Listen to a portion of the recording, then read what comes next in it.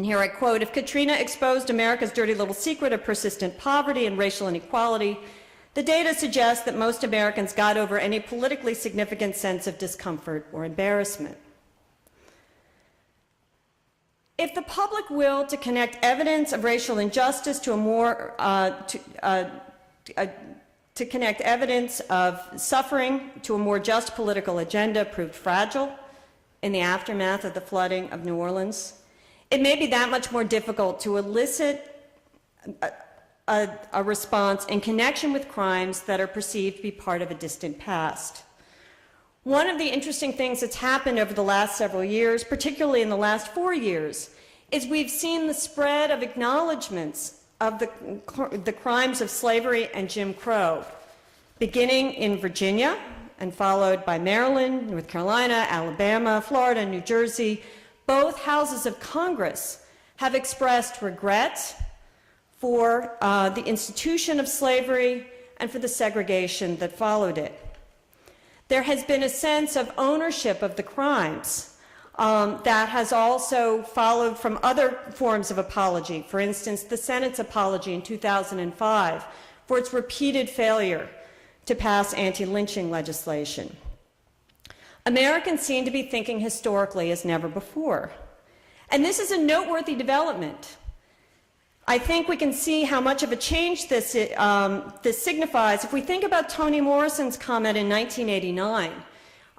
Speaking about her novel Beloved, she said, "I thought this has got to be the least read of all the books I'd written because it was about something that the characters don't want to remember, I don't want to remember, black people don't want to remember, white people don't want to remember. I mean, it's national amnesia." The point I'm trying to make is that I think that in 2011 there are ways in which Americans have moved away from the amnesia that Morrison describes.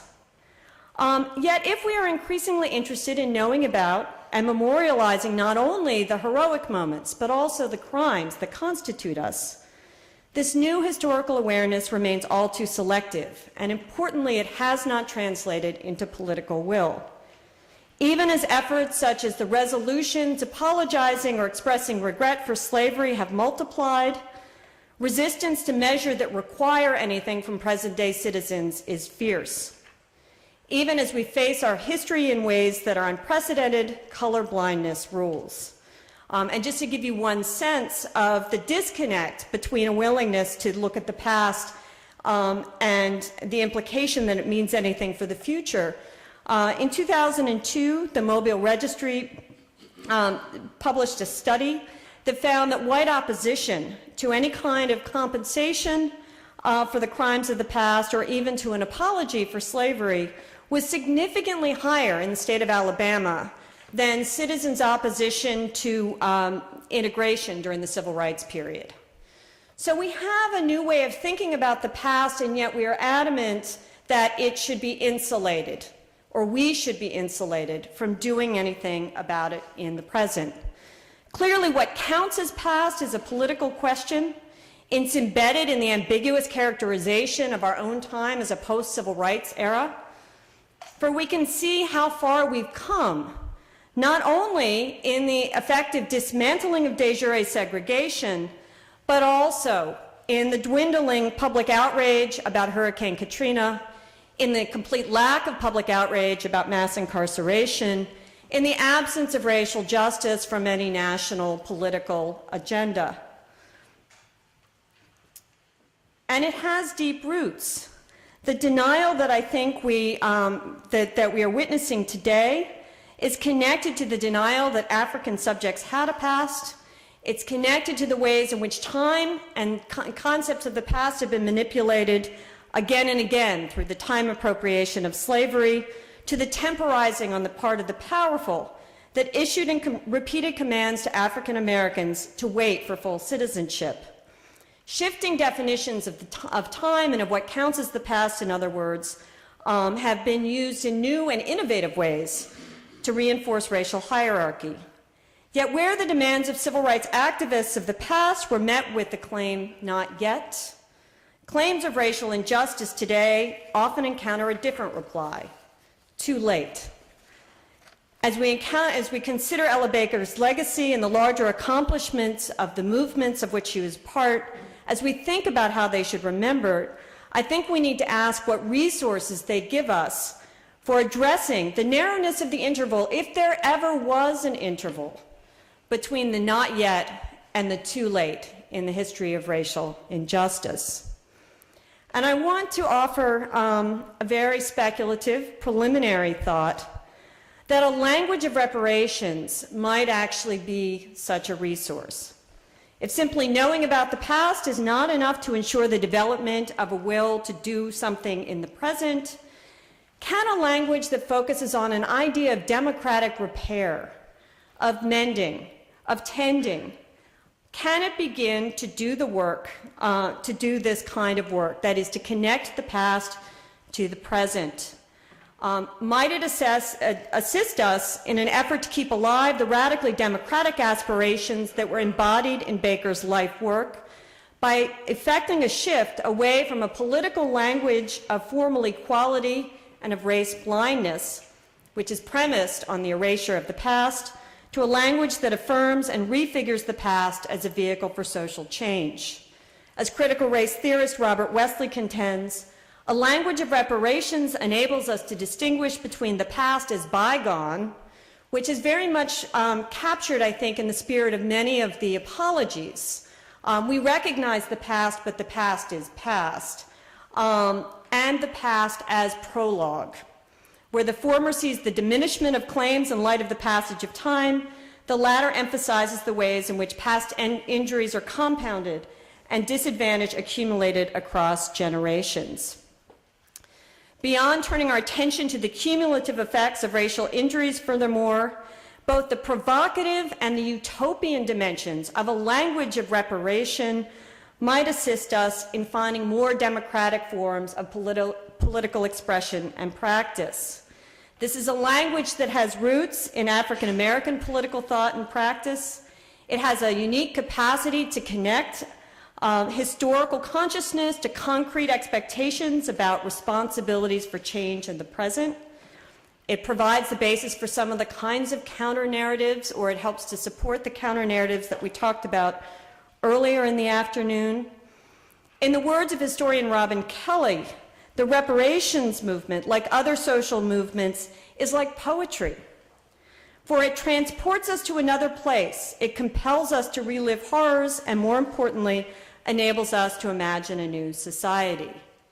It also requires that we recall the lives that are lost, forgotten, invisible. It echoes, in the words of James Baldwin, what he saw as he looked around and saw children who had been unacknowledged by the polity, whose futures looked bleaker even than his own, and asked, what will happen to all that beauty? Reparations is an imperfect tool, to be sure. I think Ruby Sales provided a very powerful account of some of the limitations of simply moving towards an argument for compensation. But I want to suggest that we think about reparations more broadly, as I said, as a kind of way of talking about democracy that insists on bringing past and present together.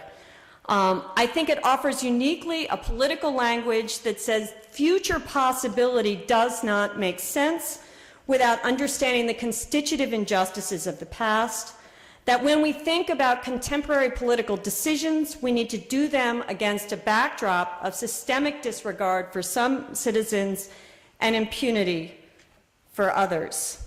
It demands that we keep in view the systematic character of the forms of violation, exploitation, and degradation that have defined our current horizon of possibility, as well as the example of the slaves, the activists, the citizens who defied their fellows and demanded that we redefine that horizon.